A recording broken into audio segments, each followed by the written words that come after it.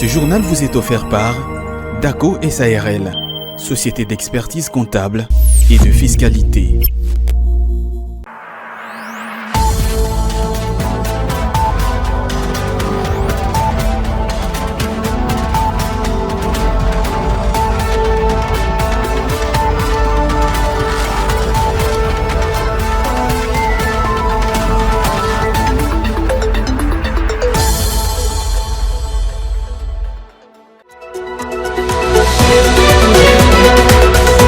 Cinq mois après, qu'en est-il de la mise en œuvre de recommandations des États généraux des entreprises du portefeuille de l'État qui était organisée en décembre 2024 à Kinshasa? Dans ce journal, votre rédaction en parle dans un élément.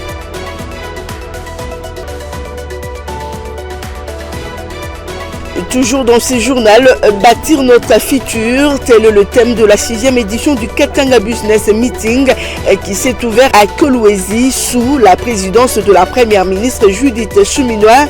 Mesdames et messieurs, voilà tout pour la vitrine de votre journal, les développements et de bien d'autres dans le corps de cette édition.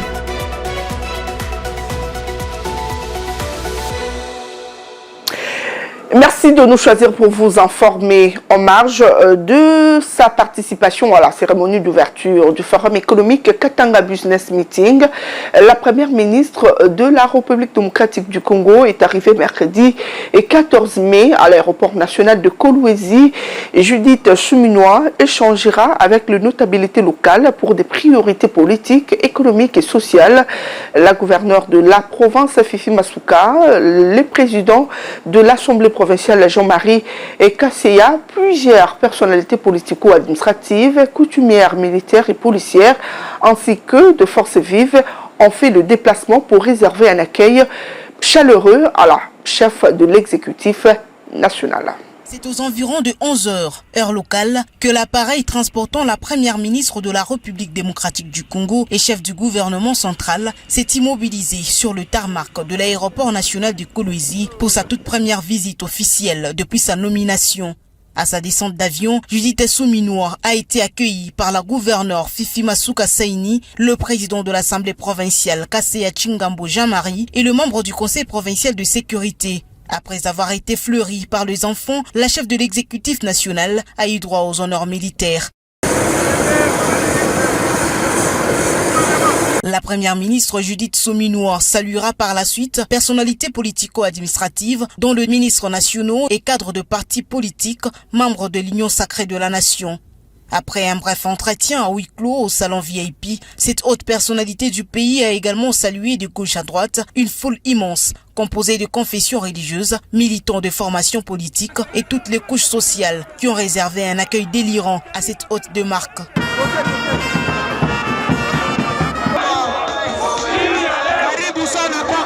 La première ministre de la République démocratique du Congo s'est rendue au cabinet de la gouverneure Fifi Masuka Saini pour un entretien sur de priorités politiques, économiques et sociales de la province avant de présider une réunion du Conseil provincial de sécurité élargie. Judith Suminwa est au Lualaba pour notamment participer au forum économique dénommé Katanga Business Meeting. Profitant de son séjour à Kolwezi, la première ministre Judith Suminwa a visité le mercredi 14 mai différents chantiers de la ville de Kolwezi initiés par le gouvernement Masuka, le nouveau bâtiment du gouvernorat, les villages de congrès et la salle de spectacle sont les ouvrages qui ont été programmés dans le cadre de cette ronde. Aux côtés de la seule femme élue, gouverneure en République démocratique du Congo, la chef du gouvernement congolais a félicité le leadership performant de Fifi Masuka Saini qui matérialise avec brio la vision du président de la République Félix Tshisekedi dans sa province. Suivez. Après une série d'échanges avec différentes couches représentatives de la population à l'hôtel du gouvernement sur les questions de l'heure, la chef du gouvernement a découvert une toute autre ville de Kolwezi, différente de celle qu'elle était lors de sa première visite en tant que ministre d'État il y a quelques années. Dans sa ronde effectuée sur quelques chantiers situés aux alentours du gouvernorat, le constat est satisfaisant. Accompagnée de la gouverneure de province Marie-Thérèse Masuka Saini Fifi, Judith Suminwa Touloukan a palpé du doigt l'évolution des travaux de construction du nouveau gouvernorat, qui sont presque à terme.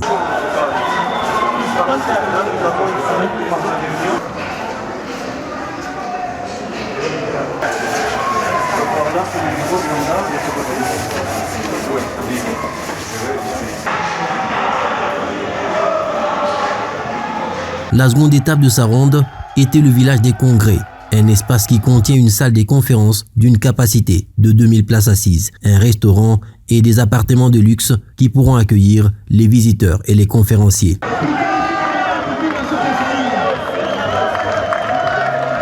Enfin, la salle des spectacles qui fera le bonheur des opérateurs culturels et des artistes de la province du Lualaba. À l'issue de cette visite, la chef du gouvernement a salué le processus de développement de la province initié par l'unique femme gouverneure de la RDC au regard du constat qu'elle a fait sur les ouvrages sortis des terres dans un temps record.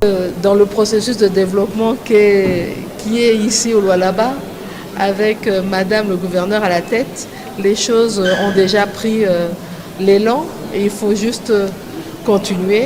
Et donc j'espère d'ailleurs que quand le chef de l'État viendra ici, ce qui est prévu pour le courant du mois de juin, il va pouvoir inaugurer un certain nombre d'infrastructures qui ont vu le jour grâce à Madame le gouverneur. Et c'est un exemple pour les autres provinces. Maintenant, c'est question de voir comment nous, gouvernement, au niveau national, nous allons aussi continuer à travailler avec les provinces pour pouvoir faire avancer ce développement. Pour Judith Souminois, Marie-Thérèse Masuka Saini Fifi est une fierté pour la République et un modèle de gouvernance à suivre pour les autres provinces du pays. La fille aînée de l'Union sacrée de la nation a placé la barre très haut car sa province restait jusque-là une vitrine de la République démocratique du Congo où la vision du chef de l'État se matérialise avec fermeté et une détermination sans faille.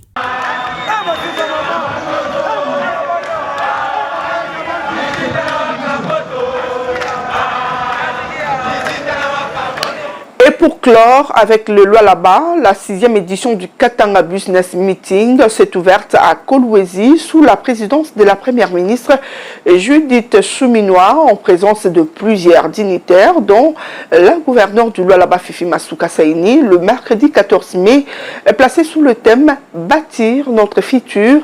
Cette rencontre multisectorielle vise à promouvoir l'investissement et le développement économique. La cérémonie a été marquée par un engagement fort en faveur de la coopération régionale, de la stabilité et de la gouvernance inclusive.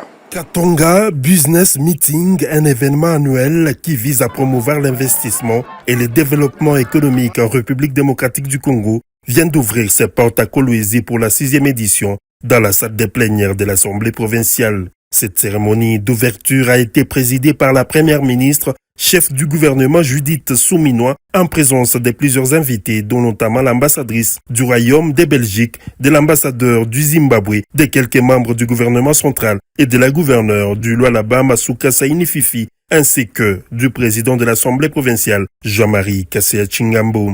Placé sous le thème « Bâtir notre futur », ce grand salon multisectoriel d'affaires a mis l'accent sur les corridors des Lobito, qui doit être une épine dorsale de l'industrialisation de la RDC, a souligné le directeur général des Katanga Business Meeting dans son mot d'ouverture, avant de remercier la première ministre chef du gouvernement Judith Souminois et la gouverneure Masuka Saini Fifi pour leur engagement dans l'amélioration du climat des affaires. L'ambassadrice du Royaume de Belgique a réaffirmé l'engagement de son pays à accompagner la RDC dans le cadre de la coopération bilatérale, à développer ses potentiels et à bâtir son futur. La gouverneure du Lualaba, Masuka Saini Fifi, a quant à elle salué l'engagement du chef de l'État Félix Antoine Tshisekedi Tshilombo dans sa lutte contre l'agression rwandaise et ses supplétifs du M23 dans la partie est de la RDC, bien avant de formuler son plaidoyer sur la gouvernance inclusive et souveraine du corridor des Lobito. Le Lualaba et moi-même en tête soutiendrons toujours nos vaillants soldats et garderons toujours une mémoire pieuse pour nos martyrs tombés par la balle et la machette de l'ennemi. Situé au cœur du bassin minier congolais, le Lualaba, notre province, dont la capitale est Kolwezi, est doté de ressources naturelles majeures et d'un potentiel humain important. Dans mon leadership, j'ai toujours considéré les enjeux du développement industriel, de la transformation locale des ressources et de la diversification économique de la province du Lualaba comme un défi incontournable à relever collectivement par toutes les parties prenantes. Je cite les enjeux économiques en puissance du corridor de Lobito. Cette infrastructure vitale pour l'intégration régionale, la compétitivité économique et l'essor industriel de la République démocratique du Congo, notre attention soutenue devrait y être accordée. La première ministre, chef du gouvernement Judith Souminois, qui a donné le coup d'envoi de ces assises, a indiqué dans son discours que le corridor de Lobito est un symbole d'une dynamique d'intégration économique régionale, mais également une opportunité nouvelle pour connecter les pôles industriels. Au niveau régional, le corridor de Lobito représente bien plus qu'un axe de transport. C'est le symbole d'une nouvelle dynamique d'intégration économique régionale. Ce corridor est une opportunité nouvelle pour connecter nos pôles industriels, attirer des investissements structurants et promouvoir la transformation locale de nos minerais stratégiques comme, vous le savez, le cuivre, le cobalt et le lithium, entre autres. Bâtir notre futur est un engagement collectif, durable, entre l'État, les entreprises, les investisseurs et les citoyens. C'est avec cet esprit de coopération et de responsabilité partagée que je déclare ouverte la 6e édition 2025 du Katanga Business. Aux côtés de la gouverneure Basuka Saini Fifi, la première ministre chef du gouvernement Judith Souminois a coupé les rubans symboliques pour ainsi lancer les activités de la 6e édition des Katanga Business Meeting qui connaît la participation de plusieurs invités venus des divers horizons. Les états généraux des entreprises, j'en ai fait allusion à la vitrine de votre journal. Nous parlons bel et bien des états généraux des entreprises du portefeuille de l'État qui étaient organisés en décembre 2024 à Kinshasa. Deux travaux qui ont permis une analyse profonde de ces structures publiques qui peinent à faire de performance. À l'issue de ces assises, plusieurs recommandations clés ont été relevées, notamment la réforme de la gouvernance des entreprises publiques pour qu'elles deviennent des moteurs de développement. 5 mois après, qu'en est-il de la mise en œuvre de ces recommandations? La réponse dans cet élément signé Tony Antoine Dibendila. Les derniers états généraux des entreprises du portefeuille de l'État organisés fin 2024 ont jeté une lumière sur ceux qui sont devenus ces structures publiques, les véritables fantômes qui pèsent inutilement sur les trésors publics alors qu'elles étaient censées participer efficacement au développement du pays. De ce fait, plusieurs recommandations ont été prises. Certaines exigent la retouche de quelques dispositions constitutionnelles, mais d'autres juste de la volonté politique, telle que la réforme de la gouvernance des entreprises publiques pour qu'elles deviennent des moteurs de développement à travers la mise en place de mécanismes d'une gestion solide et transparente, ou la révision des structures de gouvernance avec la mise en place des conseils d'administration compétents et indépendants, capables de gérer les entreprises publiques avec responsabilité et efficacité, ou encore la création des modèles économiques permettant à ces entreprises de générer des revenus et de devenir rentables financièrement autonomes. Ou enfin, la mise en place des mécanismes permettant de repenser les partenariats stratégiques pour garantir des retombées économiques et sociales durables. Quoique ces états généraux ont marqué une étape importante de la réforme des entreprises du portefeuille de l'État, car ils posent le principe de transparence, d'efficacité et d'impact sur les communautés locales, 5 mois déjà passés, même pas un semblant des débuts des mises en place des réformes qui exigent simplement des volontés politiques n'a été constaté. Une fois de plus, l'opinion publique a l'impression que ces recommandations ne sont rien d'autre que des lettres mortes, placées sous les placards, comme toujours. Eh bien, si ces recommandations ne sont nullement mises en œuvre, la classe politique sera une nouvelle fois tenue responsable, comme d'ailleurs dans tous les autres secteurs publics, car visiblement, seul l'enrichissement personnel compte, les questions sérieuses et urgentes de l'État, éternellement placées au second plan. Le régie financière ont mobilisé au mois d'avril plus que leurs assignations mensuelles retenues dans le plan de trésorerie de l'État. Cette performance, telle que décrite dans la note de conjoncture économique de la Banque centrale du Congo au 9 mai, a été possible grâce principalement au paiement de l'impôt sur les bénéfices et profits de l'exercice fiscal 2024. Le détail, c'est avec Igor Biwaka. Le régie financière ont réussi leur pari, comme cela s'observe depuis quelques années après chaque échéance de la déclaration de l'impôt sur les bénéfices et profits. Les recettes de ces régies ont été largement supérieures aux assignations retenues dans le plan de trésorerie de l'État. Concrètement, elles ont capté 4 043,5 milliards de francs congolais et la contribution la plus prépondérante est celle de la Direction générale des impôts avec 3 058,6 milliards de francs congolais. Les recettes fiscales tirées de la Direction générale de douane et accises, quant à elles, se sont établies à 553,1 milliards de francs congolais. La parafiscalité encadrée par la Direction générale de recettes administratives, judiciaires, domaniales et des participations revient à 431,9 milliards de francs congolais. Des chiffres impressionnants réalisés grâce principalement au paiement de l'IBP de l'exercice fiscal 2024. Par ailleurs, d'après cette note de conjoncture économique, à la première semaine du mois de mai, ces régions ont réussi à mobiliser 316 milliards de francs congolais. S'agissant des dépenses publiques, elles se sont élevées à 3 281,9 milliards de francs congolais. Ces décaissements sont justifiés notamment par le paiement des agents et fonctionnaires de l'État, le frais de fonctionnement des institutions et ministères, ainsi que les rétrocessions et subventions. À l'heure où la mobilité et la connectivité se confirment davantage comme des vecteurs essentiels du développement économique et social, la relance du chemin de fer en République démocratique du Congo paraît comme une solution stratégique pour désenclaver les régions et dynamiser l'ensemble du territoire. Le ministère des Transports, Voies, de Communication et Désenclavement a, de ces débuts de mois, lancé un appel international à manifestation d'intérêt pour la réhabilitation et la modernisation de chemins de fer en RDC en vue de remettre à niveau des infrastructures vieillissantes ainsi que le système de signalisation, des télécommunications et des matériels roulants. Osé Kabamba en parlait dans ses commentaires. Longtemps relégué aux oubliettes, le chemin de fer en RDC se dessine aujourd'hui comme une réponse incontournable aux problèmes chroniques des mobilités responsable d'un frein au développement économique et territorial. Ainsi, dans un récent appel à manifestation d'intérêt international pour la modernisation du chemin de fer des Ouélé, fleuves sur le tronçon Bumba, Aketi, Bouta, Mumbere, le ministère des Transports précise les modalités des participations et fixe des critères, des sélections strictes afin d'assurer le déploiement d'un projet ambitieux et structurant. Les annonces récentes s'inscrivent dans une dynamique des redressements.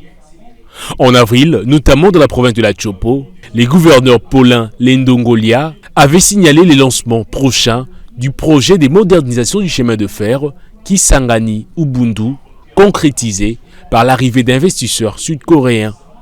De même, la relance du trafic sur l'axe Kalemi-Kindu en décembre dernier témoignait déjà d'une volonté de redonner vie à des infrastructures longtemps abandonnées.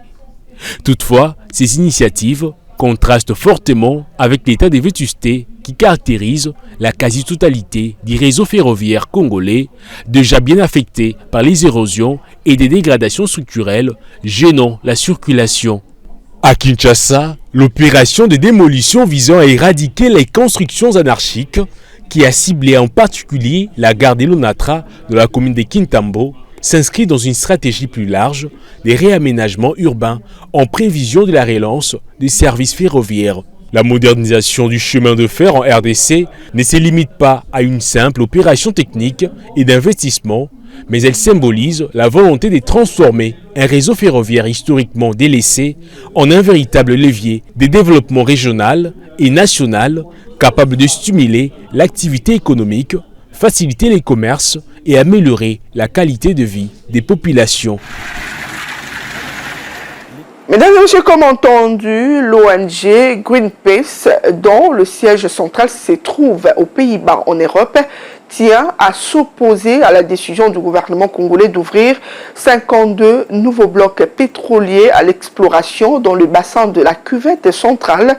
Dans un communiqué rendu public cette semaine, l'organisation exhorte les autorités congolaises à adopter une position clair en faveur des énergies renouvelables, de la justice climatique et de la souveraineté écologique. Suivez.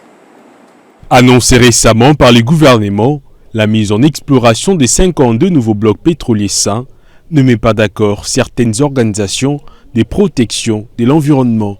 Tel est le cas de l'ONG Greenpeace, qui estime que cette décision contredit certains engagements de la RDC en matière de lutte contre le changement climatique, notamment la suspension en 2024 des enchères sur 27 blocs pétroliers. Une mesure qui avait été saluée par cette organisation qui dénonce également une absence de transparence dans le processus.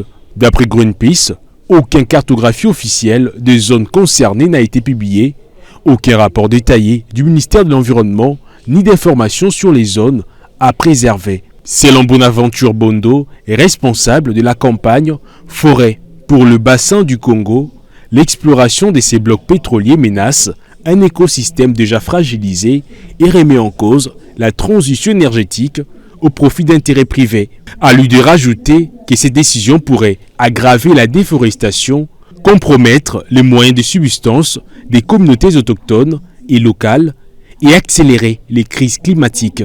Bien que le gouvernement défend clairement sa position, précisant que ces blocs pétroliers sont sains et prêts pour l'exploration, après un travail méthodique de découpe mené en collaboration avec le ministère de l'Environnement, selon le gouvernement de la RDC, ces travaux méthodiques réalisés dans le respect des normes environnementales et en réponse aux recommandations des ONG marquent un tournant décisif dans la politique énergétique de la République démocratique du Congo. Des études sismiques seront prochainement réalisées avec des experts internationaux et à l'aide des technologies avancées. La mesure d'interdiction temporaire de l'importation de plusieurs produits d'hygiène dans l'ouest de la RDC est prise par le ministre du Commerce extérieur, Julien Paluku, le 10 mai, vise à la fois à protéger les consommateurs congolais et à renforcer la production locale. C'est ce qu'a